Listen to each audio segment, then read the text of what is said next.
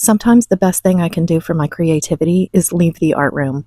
I love being surrounded by my supplies, half-finished ideas, colors, papers, and all the little things that I've collected. But sometimes those four busy walls can start to feel overwhelming. When that happens, I need a little breathing room. For me, that usually means sunshine, salt, air, and a change of scenery, and a day with no complicated plan. We try to get out to a different beach, neighborhood, event, or local spot at least a couple times a month. We already take these little trips anyway, so I thought I'd bring you along with us today. Saturday, we decided to take a ride to Deerfield Beach, and the minute I see the blue skies and smell the salt and feel that warm breeze, I'm instantly relieved.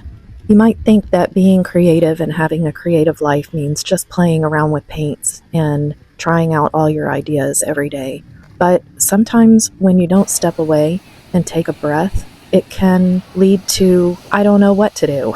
Too many ideas. It can be extremely overwhelming. But starting our little weekend getaway, just minutes away from home, laying on the beach with nothing to do, nothing to think about, but just noticing everything around me is so relaxing. And that little dose of vitamin D just gives me the energy boost that I need and makes my whole body feel so much better. We found our spot, put our feet in the sand, and slowed down for a while. Some people call it grounding or earthing. I just know that taking off my shoes, feeling the sand under my feet, and listening to the water helps me totally relax and reset.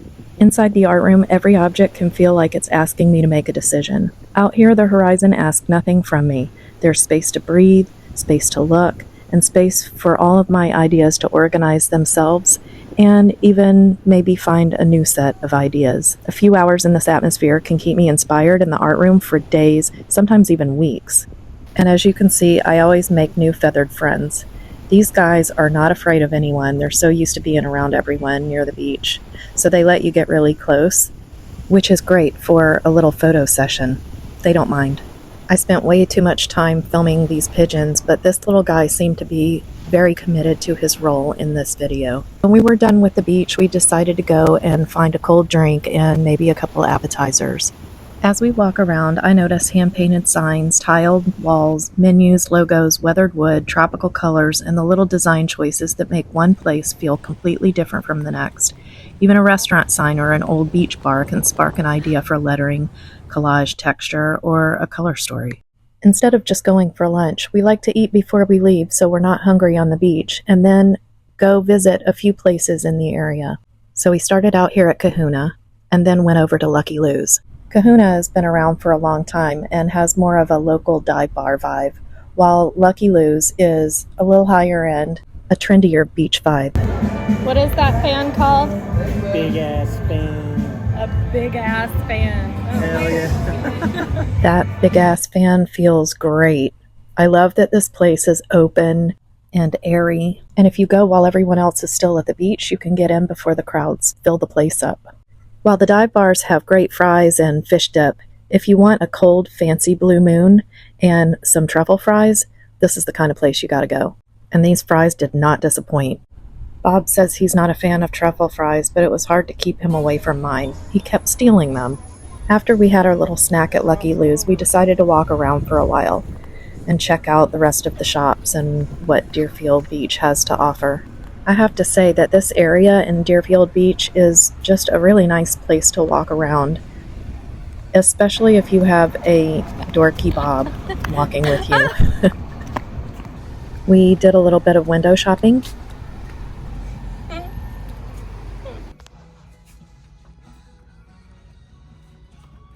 And we popped into a souvenir shop just to check out what they have. I found the perfect shirt for Bob. No. No. really? No. Most of the beaches here have their own pier, and I love walking down to the end of the pier.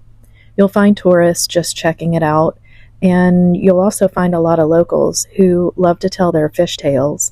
And if you're really lucky and a little patient, sometimes you can catch a fisherman reeling in something very cool that you don't see every day. Usually it's just a couple of dollars to get onto the pier. Unless you're fishing, then it's a little bit more, but it's worth it. This is how they maintain the pier, and the point of view is amazing, as you'll see here in a minute.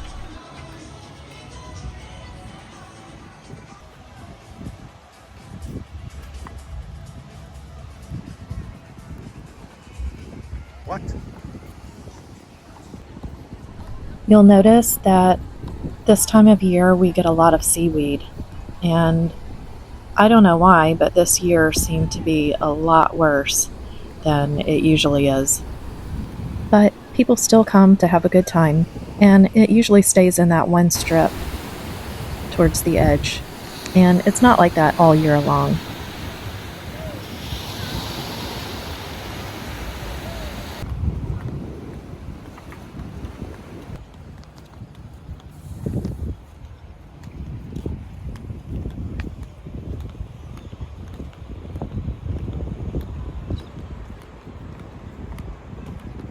Even out on the pier, you just never know where you're going to find art.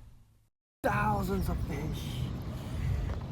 The cool part about being this high up and looking down is that you can really see a lot of fish in the water.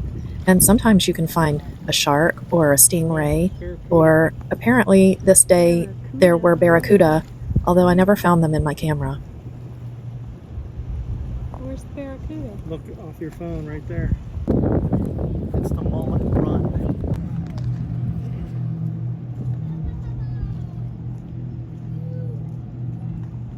Now we're at the end of the pier, and swinging around looking at the beach just gives you an idea of how long this pier is.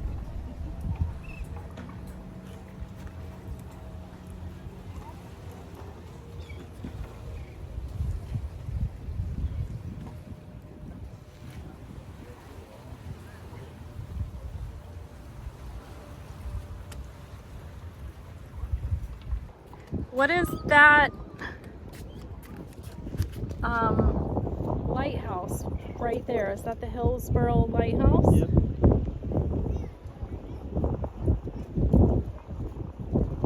How close can I get?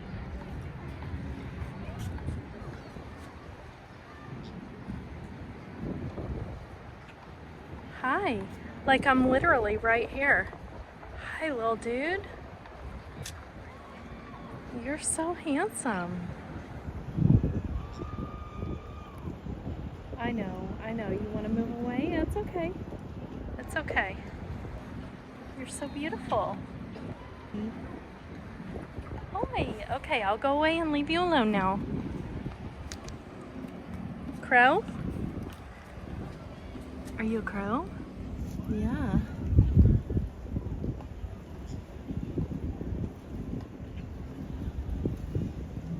Snack time.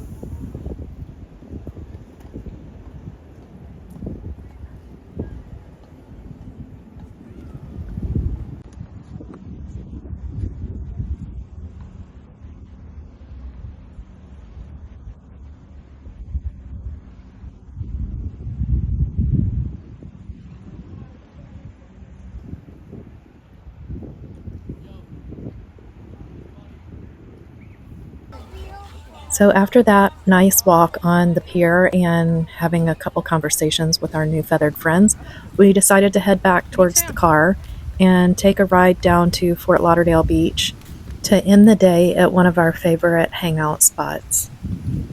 One conversation we had on the way back was whether this grass was turf or not. Bob thought it was turf. It's definitely not. They spend a lot of time maintaining this beautiful grassy area, and there's no dogs allowed, so you don't have to worry about throwing down a blanket and having a picnic. And here at this Deerfield Beach sign, I had to take the opportunity to have a Vanna White moment.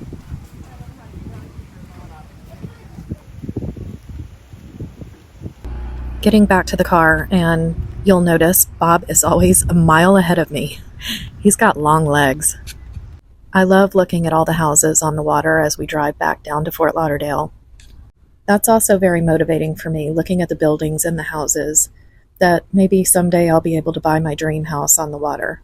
I don't know if it's going to happen, and I don't necessarily need it to, because living in a place like this and being on the beach, you could live in a shack or a mansion and it's still the same experience when you're sitting there with your toes in the sand. It's nice to dream about, though. So here we are on Fort Lauderdale Beach, and Bob is making a beeline towards his favorite bar. You'll probably recognize it. It's been here forever. And I just recently watched a video about South Florida talking about the Elbow Room. and how it was featured in an old movie called Where the Boys Are. There's more to that story that I need to look up and learn about, but it's all about spring break and the elbow room being the center of spring break in its heyday. That will be a video and a story for another day. But we really enjoy going there to hang out because they always have great bands, great atmosphere, everyone's happy, and we even have some friends that play there once in a while. You'll find an eclectic mix of interesting people, as the locals usually stop by here after events or tourists on bachelor parties or bachelorette parties, or I've even seen someone in a wedding dress. Hey, there's Pete. If you know, you know. Sometimes the scene outside the bar is more interesting than inside the bar. We stayed and rocked out for a while, but then we had to head home because we have to get up early tomorrow morning to pick up our friends from the port. So we headed for home, and I have to say, I love the salt in the sand, but the best part about it is taking a shower and washing all of it off after a long, hot day at the beach.